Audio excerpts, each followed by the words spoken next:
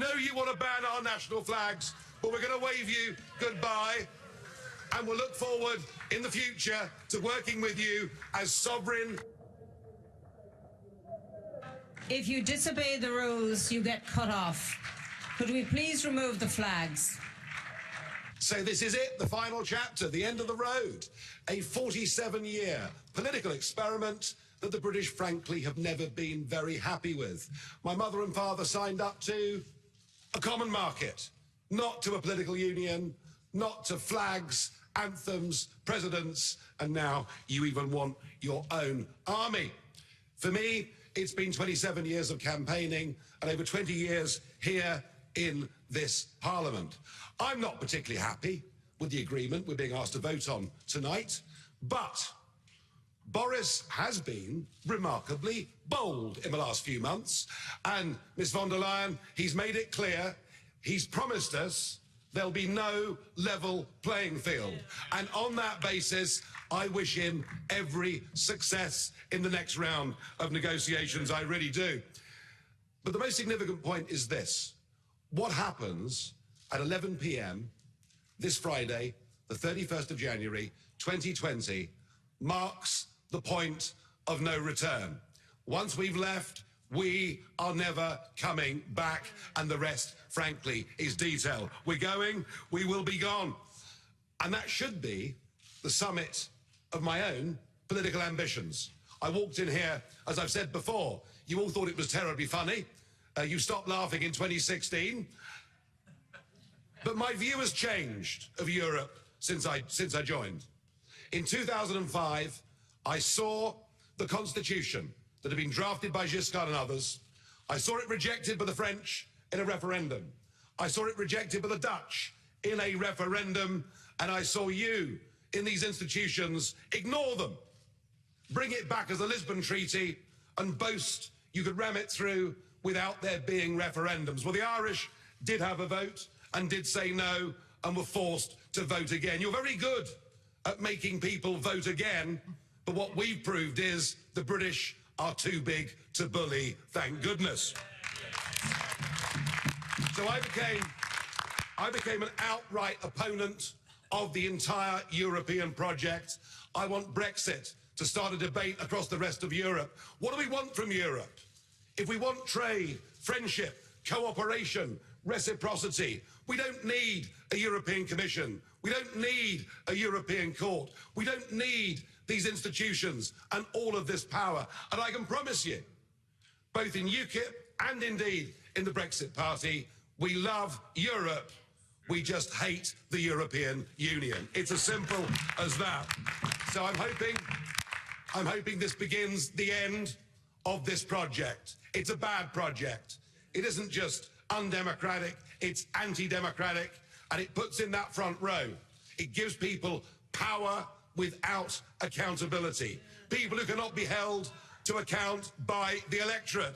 And that is an unacceptable structure. Indeed, there's an historic battle going on now across the West, in Europe, America, and elsewhere. It is globalism against populism.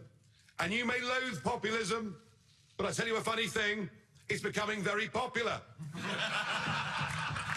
And it has great benefits. No more financial contributions, no more European Court of Justice, no more common fisheries policy, no more being talked down to, no more being bullied, no more Guy Verhofstadt.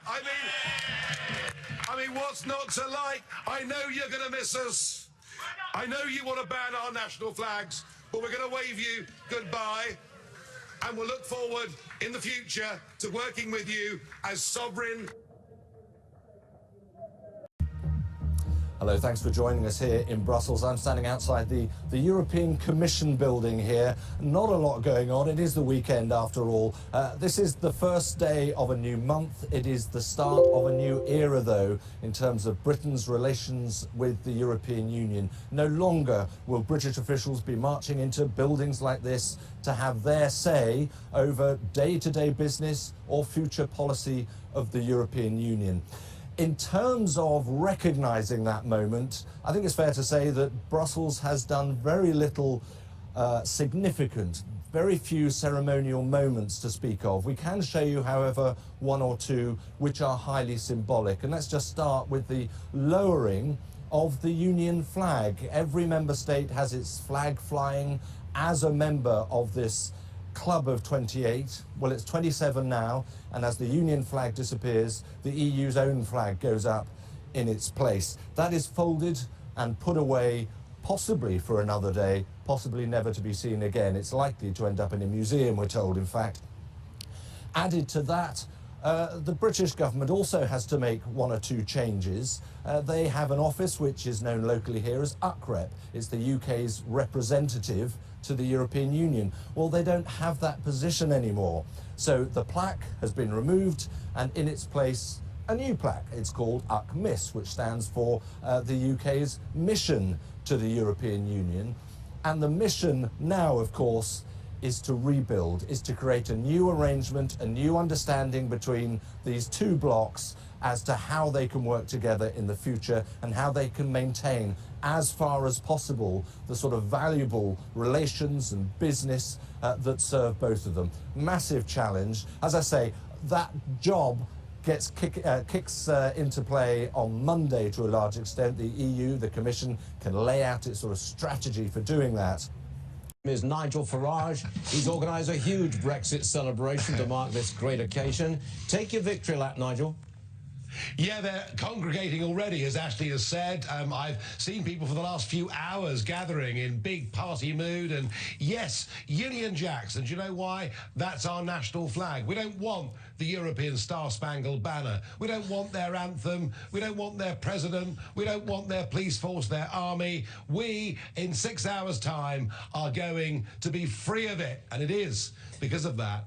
This is the greatest day in modern British history. It's that big. Nigel, I've got to refer you to this headline in the New York Times, the business section. I'll read it for you. Brexit is finally happening. Now things are going to get really complicated. Okay.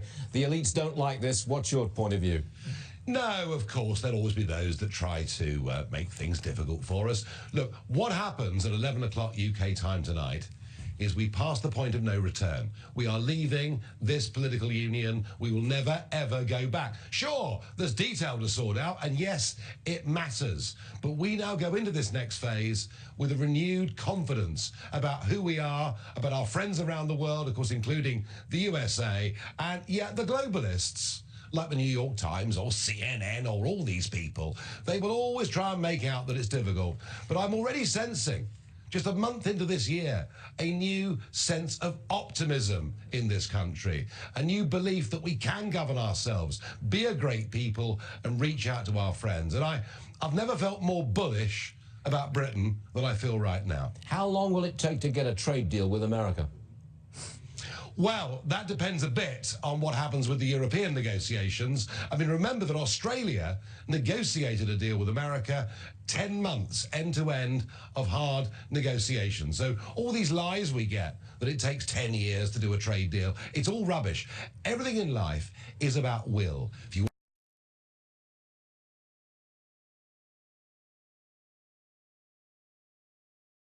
Tonight, we are leaving the European Union. For many people, this is an astonishing moment of hope, a moment they thought would never come. And there are many, of course, who feel a sense of anxiety and loss. And then there's a third group, perhaps the biggest, who had started to worry that the whole political wrangle would never come to an end. I understand all those feelings, and our job as the government, my job, is to bring this country together now and take us forward. The most important thing to say tonight is that this is not an end, but a beginning. This is the moment when the dawn breaks and the curtain goes up on a new act in our great national drama. And yes, it's partly about using these new powers, this recaptured sovereignty, to deliver the changes people voted for, whether that is by controlling immigration or creating free ports or liberating our fishing industry or doing free trade deals or simply making our laws and rules for the benefit of the people of this country. And of course, I think that is the right and healthy and democratic thing to do, because for all its strengths and for all its admirable qualities, the EU has evolved over 50 years in a direction that no longer suits this country. And that is a judgment that you, the people, have now confirmed at the polls not once, but twice. And yet, this moment is far bigger than that. It's not just about some legal extrication. It is potentially a moment of real national renewal and change. This is the dawn of a new era